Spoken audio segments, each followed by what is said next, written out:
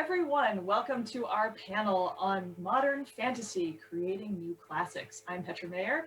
I'm an editor at NPR Books and kind of our resident nerd and fantasy fan, which is a great job, let me tell you. And I'm so excited to be here today, virtually, with some authors that I'm going to try not to get too excited about, but oh my God, I'm really excited.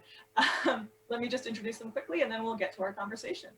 Ann VanderMeer is a multiple award-winning editor. She currently serves as an acquiring editor for Tor.com and Weird Fiction Review, and is the editor-in-residence for Shared Worlds Teen Writing Camp. She has co-edited many anthologies with her husband, Jeff, including The Big Book of Modern Fantasy. Jeff VanderMeer is the New York Times bestselling author of the Southern Reach trilogy, the first novel of which, Annihilation, won the Shirley Jackson Award and was made into a film by Paramount Pictures.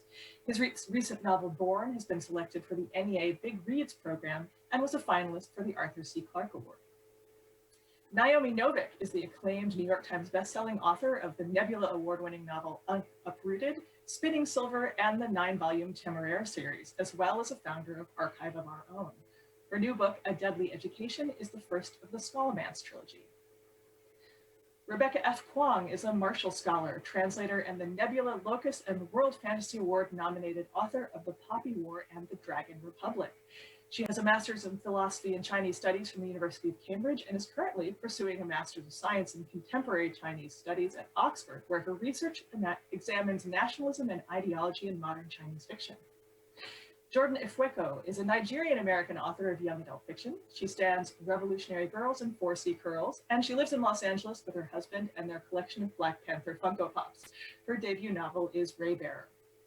And finally, Djeli Clark is the award-winning author of, the award-winning Anne Hugo, Nebula, Sturgeon, and World Fantasy nominated author of the novellas The Black God's Drums and The Haunting of Tramcar 015. He's also a founding member of Faya Literary Magazine and a reviewer at Strange Horizons, and his new book is Ring Shout, which scared the bejesus out of me. It's really good. You should all read it when it comes out. So thank you all so much for being here today. We've got a really broad brief on this panel.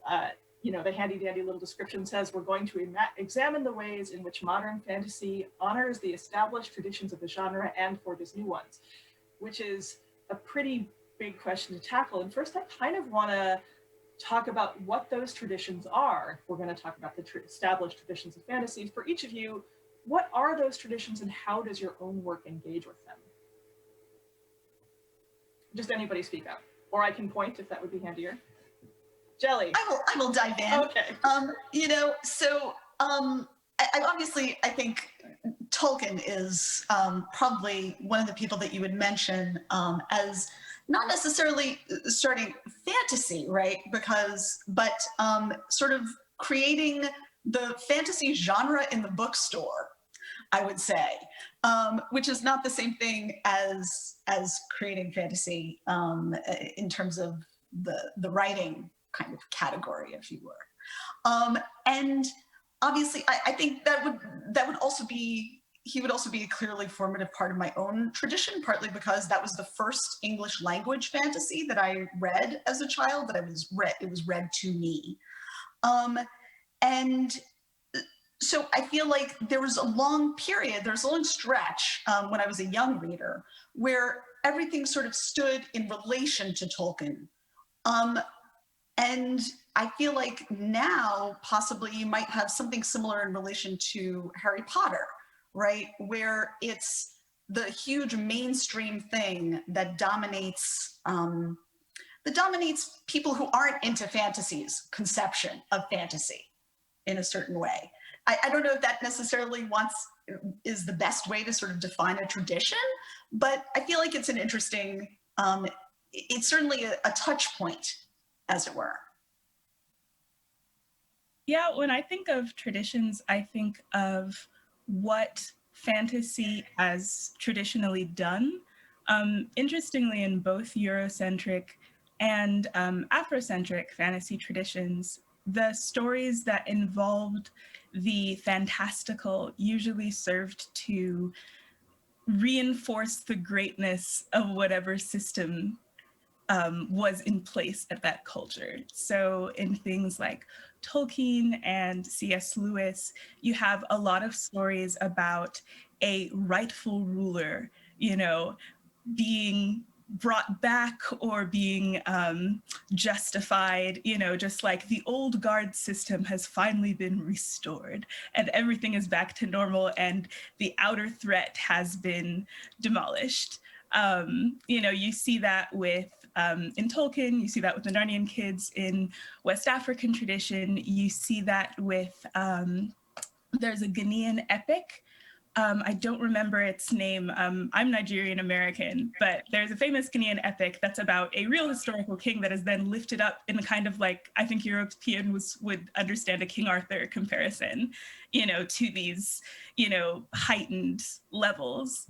And in contrast, at least the way I feel that my work interacts with that specific tradition is actually to dismantle the very idea of born rights to rule, of monarchies and empires and things like that. I have noticed that that is a very modern fantasy trend, is to deconstruct the idea of the rightful ruler. I think when I read a book in the fantasy genre written now, I'm always surprised, because it doesn't seem to happen very often now, when the old guard is somehow justified. I'm expecting to learn, like this culture presenting itself as good and shining is actually, it's actually got a lot of bugs under the stones.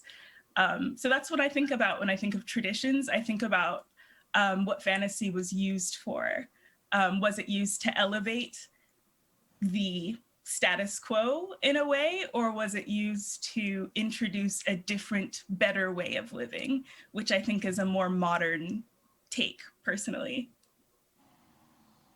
Yeah, I think Jordan has the right of it. It's funny you mentioned Tolkien and C.S. Lewis, who were my formative reads on fantasy, right? Those were my favorite fantasy stories. I was certain I was going to go through a chifforobe or a portal or door and end up somewhere else, right? And so those were often the fantasy stories I read, and they were nearly all of them restorative, right? They certainly weren't about causing great revolutions. They were about restoring the king, restoring the kingdom, and so forth. And for a long time, I thought that's what fantasy had to be. You had to have a requisite Dark Lord. You had to have somebody fighting for the throne, whether they come from this world or they're from that one. And you needed a whole lot of bad guys you could kill really easily, like orcs or what have you, that no one really cared about. And I still enjoy some of those aspects of fantasy.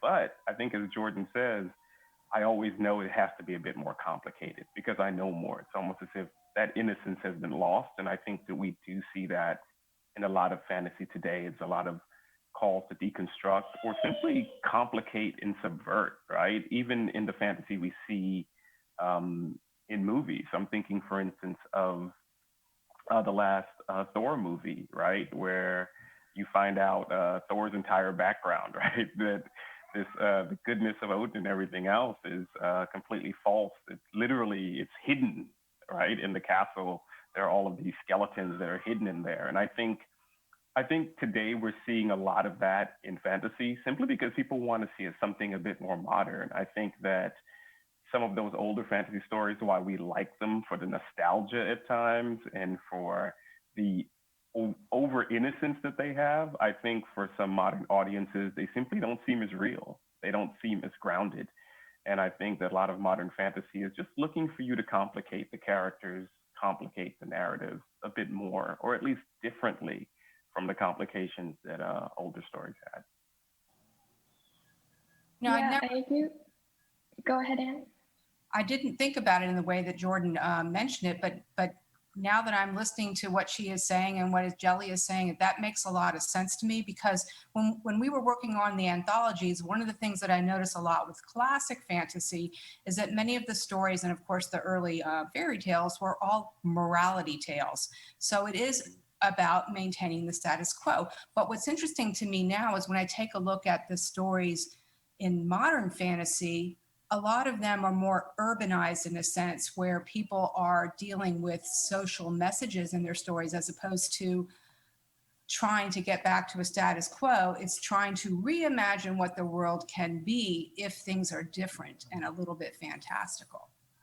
Yeah, and I think Peculiar Peril, my novel, one thing that it wants to do is reimagine how we think of like things like talking animals in fantasy. Narnia, for example, is when I read it as a kid, in addition to being an atheist and not really getting the Christian message at all, I also was a little bit like, I didn't understand why the talking animals would like overthrow this totalitarian government and then just accept this monarchy without like being involved in some way, maybe not socialism, but something. And so I do think that what I like to do is I like to take strains that are, besides that, I like to take strains that are not the dominant ones. So like my prior fantasy series, Ambergris, is really influenced by decadent era writers who had their own problems, but they also were coming at things from a different point of view in terms of how they viewed the body and stuff. And then for Peculiar Peril, thinking about the wilder of the Grimm's fairy tales, where if you really look at what's going on, it's absolutely absurd, madcap, and really kind of bizarre. So I think there are other traditions that you can profitably use as a starting point to create something new that's either a renovation or an innovation. And I think that's what a lot of writers are doing now, and also bringing a lot of different traditions in that weren't really considered part of mainstream fantasy, which was, obviously very white for a very long time. Becca, you had wanted to say something. Yeah, I really like what Jordan and Djeli said about subverting the status quo. And that brings us back to Tolkien and Harry Potter, right?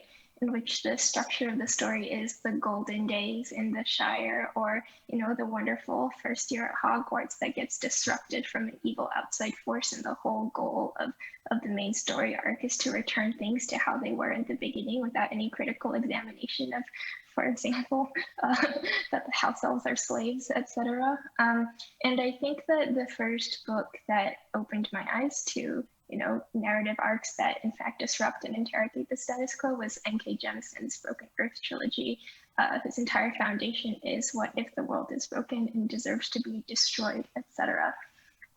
So, imagining alternative, better futures that require wrecking everything around us is a strain that I really enjoy reading in modern fantasy. Then on a totally separate topic, if we're talking about tradition, tradition's interesting to me, especially because I'm an immigrant, right? And when I think about storytelling tradition, I think about the Western traditions that I grew up enjoying and absorbing. And I also grew up with this other thousands-year-old storytelling tradition with myths like, Journey to the West and the Investiture of the Gods, etc.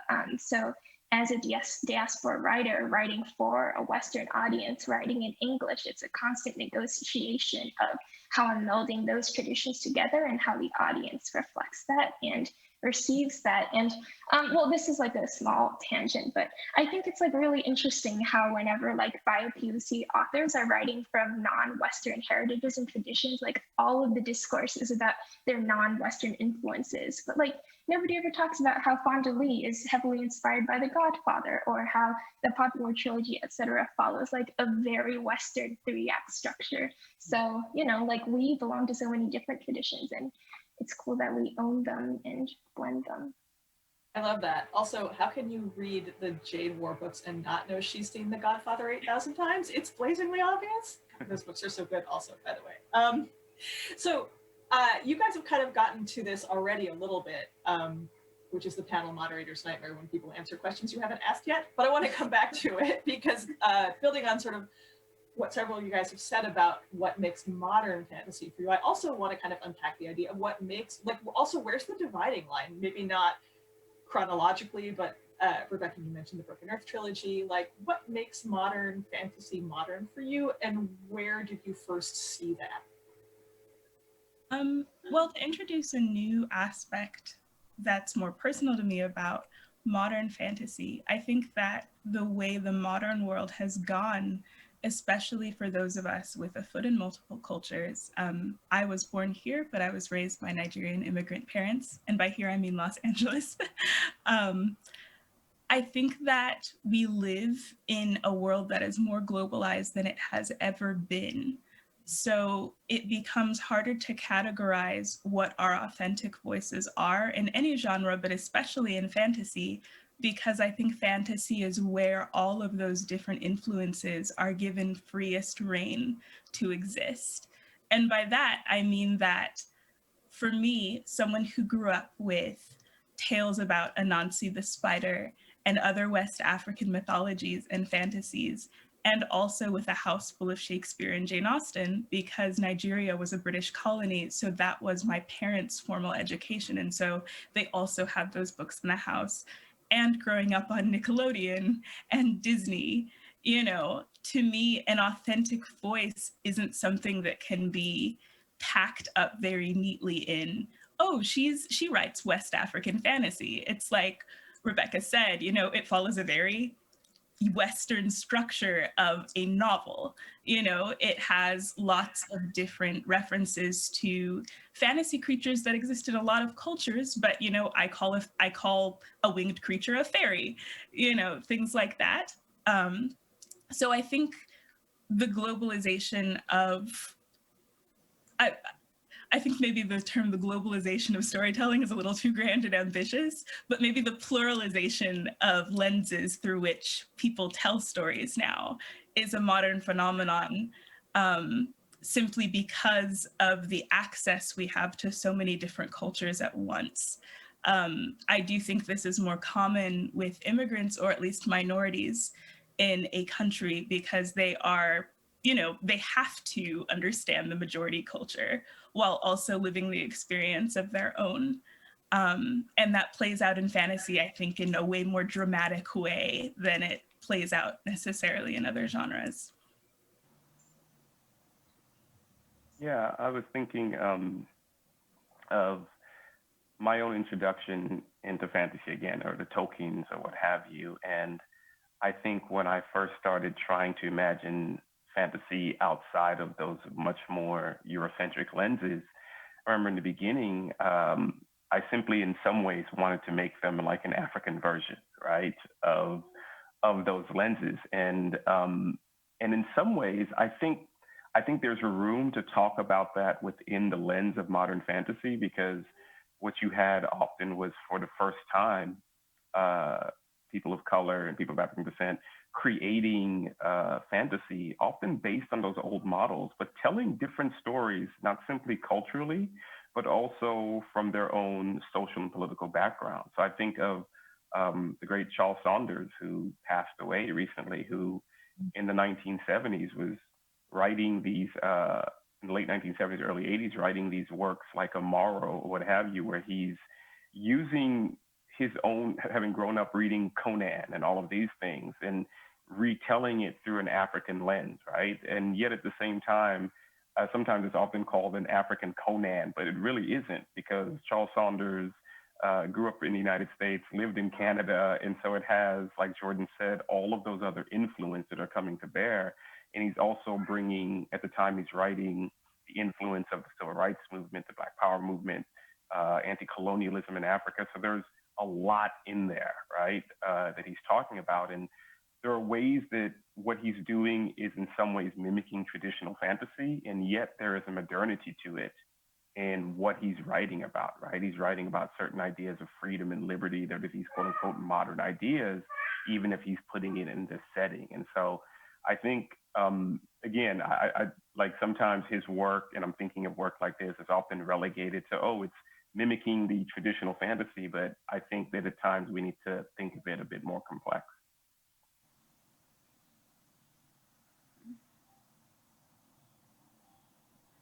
You know, so I'd sort of been thinking about it. I really think that, you know, I'm with you, Jordan, on the idea that that pluralization that's happening. And I wonder if part of it isn't the ways in which we are more widely connected, right? And the ways in which we each, you know, sort of when you think about an ordinary person, right? You know, before I was even writing, before I had any kind of platform, and I was just literally writing fan fiction in communities. Even then, you know, and it was already possible for me to have relationships and connections with people at far deeper relationships with people at far greater removes from me. And I think that that's a phenomenon, right, of our connected age, as it were, that that I think, yes, is clearly having some kind of influence, is, hopefully broadening the narrative in some respects, because it means that you can communicate with, you're sort of getting more influence, more of that connection from outside. So if I was trying to think about what, as I have been now for this panel, what would I say really makes a modern fantasy?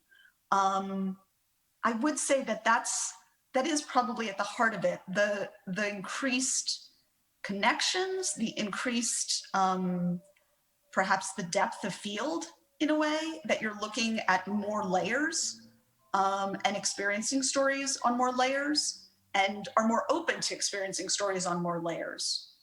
I don't know if I throw that out. Also, there's the influence of pop culture. There's a lot, if you think about that, a lot of young people come to fantasy through other things besides books. They might come to it through TV or movies or video games even. And that's their introduction to fantasy, which might then move them into other things. So the modern fantasy writer and the modern fantasy reader, they have influences far beyond just the written word. And I think that that's more evident now than it ever was. And then also, of course, I think if you want to look at like what you might call like North American fantasy, or what we as anthologists would say when we're trying to catalog that impulse, which we were talking about with regard to the forebears like Tolkien, but also bringing in new things. The rise of the professional magazine market after World War II is really where we chart that beginning. And then one reason that we cut off about 10 years from the present is that we feel that is a different era. And also we need the perspective of time to really evaluate what there is. And there's also anthologies covering the last 10 years. So the way I see it, there's this modern fantasy period from World War II. And then suddenly this amazing, just complete blowing up of the genre that was preceded maybe by pop culture stuff, but also it's all these new perspectives coming in, whether they're using traditional structures or new structures or whatever they're bringing into it. So I see it as two complete periods, and we're in the second period of modern fantasy right now.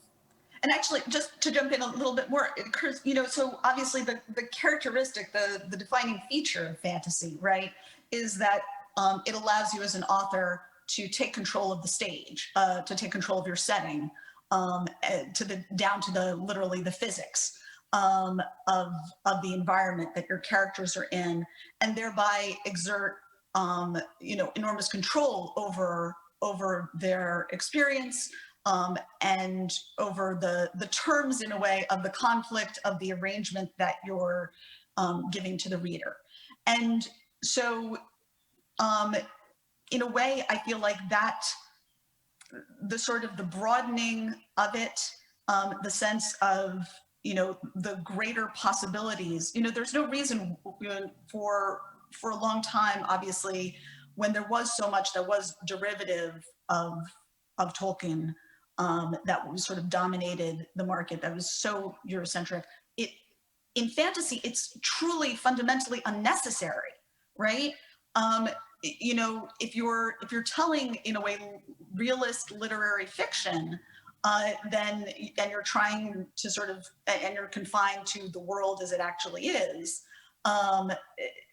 why fantasy? Why would fantasy be doing that? So in a way, I think that the broader fantasy becomes, the more it's actually becoming the genre, it's actually using the power that the genre gives you as an author.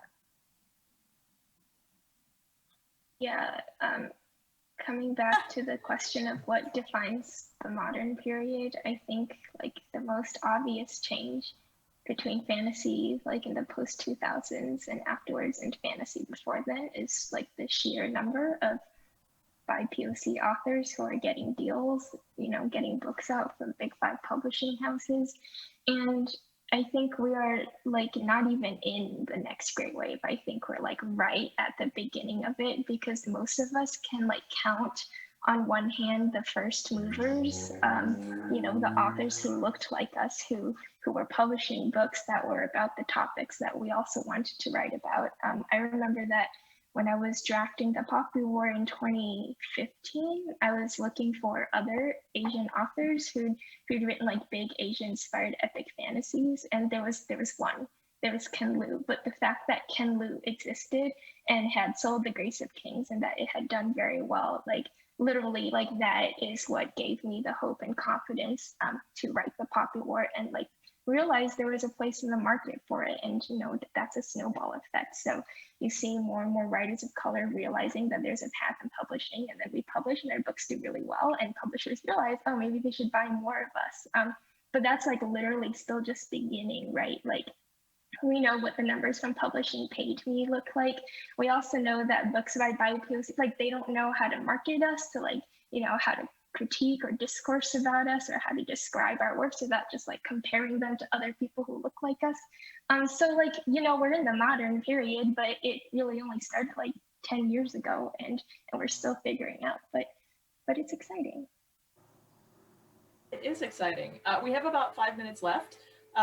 And just real quick, I wanted to kind of build on that idea that we're just at the start of the modern era, because whatever's modern changes, every 50 years from now, there's going to be a new modern era fantasy. So assuming we're doing this panel at Comic-Con 2040, what do you want to be able to say about modern fantasy?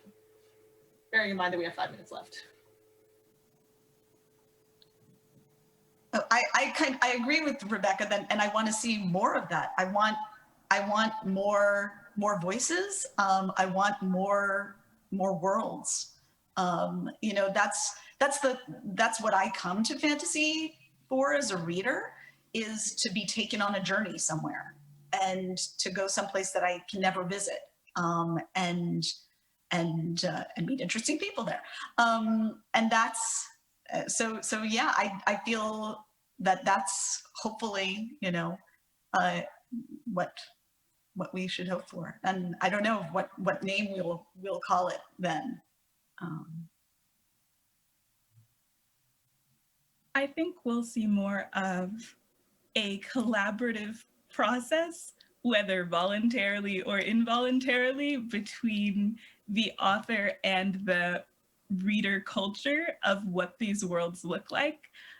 For a lot of reasons. I think authors are expected to be more accessible than they have ever been before. I think that most of the fantasy genre in film and in TV comes directly from literature now. Originally written TV and fantasy movies are becoming increasingly rare. They're usually always pulled from a popular book because that has a built-in fan base already. And so we see this collaboration on the broader culture's understanding of fantasy from what they see. It's become, there's a very visual expectation to it almost. And of course, that becomes more intricate in terms of POC representation as well. So I think for good or ill, readers will have more influence on fantasy than ever before. We have definitely come from the days of, Tolkien writing away and sending something to his publisher and, receiving back some edits, and then it just goes out into the world, and people, will rack their brains to figure out what Tolkien actually meant and what his influences are. I think there's way more emphasis on what readers want and what readers expect, and disappointing readers and keeping them happy. So I don't mean that like quite as negatively as it sounded, but I do think that's a big aspect of modern fantasy. The wonderful part of it is that you see so much more participation as well, with fan fiction and cosplaying and things like that. So more readers involved. Doesn't sound negative. Maybe a tiny little bit. Anyone else want to chime in? We have 2 minutes. I just want to see more fantasy novels set in schools. I will never get tired of campus novels. Have you read A Deadly Education? You should I'm really looking forward to it. Heard a lot of good things. I don't like to brag about my ARC privilege, but I already read it. It's